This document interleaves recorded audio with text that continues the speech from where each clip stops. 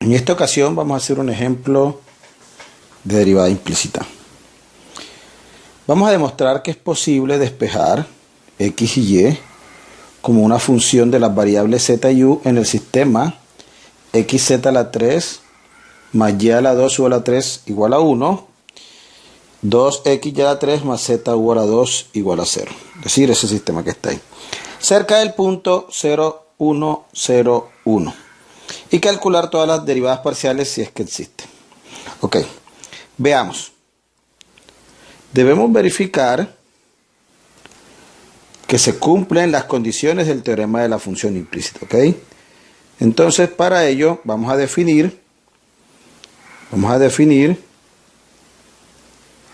una función f de R2, aquí tenemos x, z, y u, 4 variables, ¿no? Entonces es una función que va de R4 a R2, tal que a cada x, las variables independientes son z y u, porque decimos que x dependen x y y como función de la variable z y u, por lo tanto las variables independientes son z y u. Entonces z, u, las variables dependientes x, y a un f de z, u, x, y dado por, así, f de z, u, x, y sería el vector x, z a la 3, y recuerden que llega hasta R2 porque tenemos dos ecuaciones, ¿no? Aquí dos ecuaciones, x, z a la 3 más y a la 2, u3 menos 1. Y 2x, y3 más z, u2. Esa sería nuestra función, es decir, la definimos en términos del sistema que tenemos aquí. ¿Ok? Por eso decimos que es una función que va de R4 a R2, R4 porque tenemos 4 variables y R2 porque tenemos 2 ecuaciones. ¿Listo? Entonces lo primero que tenemos que verificar es que f es continua, y en efecto lo es, no es porque se trata de funciones polinómicas. F es continua y tiene derivadas continuas. Recuerden que la continuidad depende de que si la función se indetermina o no. Y en este caso es evidente que en ninguna parte es indeterminado, ¿no? F es continua y sus derivadas parciales son continuas inicialmente. Listo. Además, la función f de 0, 1, 0, 1 reemplazamos por 0, 1, 0, 1 en esta función, en esa fórmula, y nos daría 0 por 1, z vale 0, entonces aquí nos daría 0 más y, que es la última, vale 1 por u, que es la segunda que vale 1, 1 por 1 menos 1, y en la segunda función tenemos x, tercera componente, 0, más z, primera componente, 0, y eso es igual a 0, 0. Es decir, la función se anula en el punto 0, 1, 0, 1. Ojo que reemplazamos a z por 0, u por 1, x por 0 y y por 1 en esta función, y nos damos cuenta que da el vector 0, 0 o el origen, ¿no? Listo, se anula en el punto. Ahora ya tenemos que la función es continua con derivadas continuas. Ahora tenemos que preguntarnos por su derivada. Ahora la función va de R4 en R2, por lo tanto esa es una matriz. La derivada es una matriz de 2 por 4. Entonces la derivada de f es la matriz. Entonces sería la derivada de la primera función con respecto a z. Derivada de la primera función con respecto a u. Derivada de la primera función con respecto a x y derivada de la primera función con respecto a y. Derivada de la segunda función con respecto a z.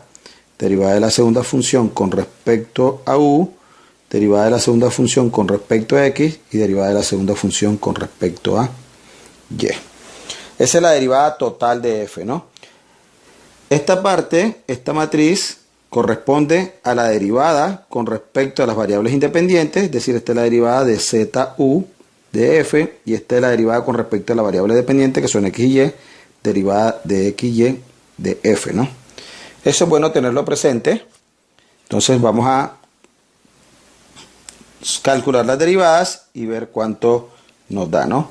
Entonces de f1 de z derivamos la primera función que es esta respecto a z, ¿no?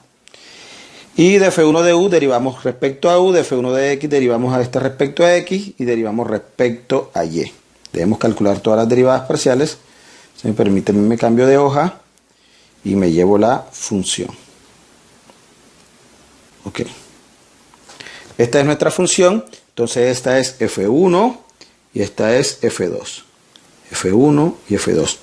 Entonces de f1 de z es 3z a la 2 por x.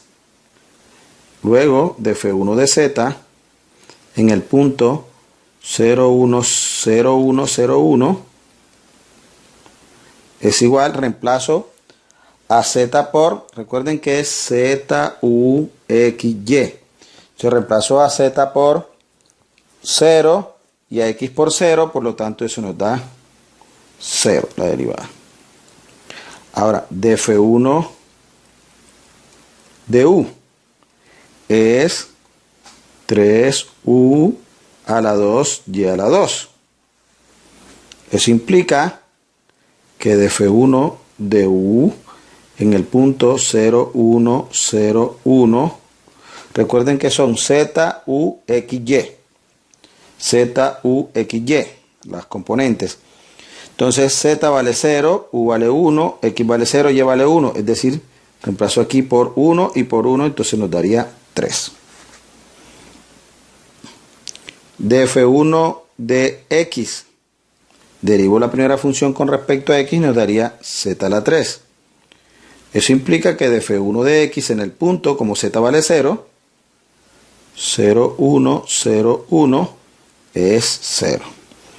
Y de f1 de y es, derivo respecto a y nos daría 2y a la 2, u a la 3. Eso implica que de f1 de y en el punto 0, 1, 0, 1 es, reemplazamos a y por 1 y u por 1 y nos daría 2. Reemplazamos en esta ecuación a y por 1 y a u por 1. Ahora vamos con la segunda función de f2 de z. Sería, derivamos la segunda función aquí con respecto a z. Nos daría u a la 2. Pero u vale 1. Entonces, de f2 de z en el punto 0, 1, 0, 1 es igual a 1. De f2 de u es, derivamos respecto a u y nos daría 2uz, ¿no? Porque aquí derivamos respecto a u y nos daría 2uz. Luego de f2 de u en el punto 0, 1, 0, 1 es 0. ¿Por qué? Porque z vale 0 y u vale 1. De f2 de x es, derivamos la segunda función con respecto a x y nos daría 2y a la 3. Eso implica que de f2 de x en el punto 0, 1, 0, 1 es, reemplazamos a y vale 1, ¿no? Porque es la última componente. Reemplazamos a y por 1 y nos daría 2. Y de f2 de y, derivamos la segunda función con respecto a y nos daría 6x y a la 2. Derivamos aquí con respecto a y, 6x y a la 2, y eso implica que de f2 de y en 0, 1, 0, 1 es, como x vale 0, entonces eso nos daría 0. Luego la derivada sería, recuerden que es de f1 de z, de f1 de u, de f1 de x, de f1 de y, de f2 de z, de f2 de u, de f2 de x, de f2 de y, reemplazados en el punto 0, 1, 0, 1, ¿no? Entonces son 0, 3, 0, 2. De F2 de Z, 1, 0, 2 y 0. ¿Ok? Recuerden que esta es la derivada con respecto a las variables independientes que son Z y U. Y esta es la derivada con respecto a la variable dependiente que son X e Y. Entonces necesitamos que la derivada con respecto a la variable dependiente sea invertible. Entonces, la derivada respecto a X y Y de F es la matriz 0, 2, 2, 0. 0, 2, 2, 0. Y sabemos que una matriz de 2 por 2 es invertible si tiene, o una matriz cualquiera, ¿no? Cuadrada, es invertible si tiene determinante distinto de 0. Entonces, cuyo determinante es 0, 2, 2, 0. Y eso es 0 menos 4 y es eso igual a menos 4 distinto de 0. Luego es localmente invertible, ¿no? Luego la función, luego de x, y, f es invertible. Listo, se satisfacen las tres condiciones del teorema de la función implícita, y es que la función sea continua, con primera derivada continua, que es lo que se escribe que f es de clase C1. 2, que f se anule en el punto. Y 3, que la derivada respecto a las variables dependientes es invertible, ¿no? Entonces, si eso pasa, por el teorema de la función inversa, existe una función g que va de R2 a R2 que relaciona las variables x y y con las variables ZU.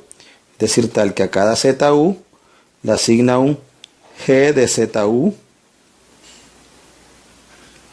igual a x, y. Es decir, a funciones x, y de ZU, ¿no? Y la derivada de esa función es menos la inversa de la derivada de la función con respecto a la variable dependiente multiplicada por la derivada de la función con respecto a la variable independiente. La inversa de la matriz de XY de F, es decir, de la derivada con respecto a la segunda variable, es la inversa de esta matriz.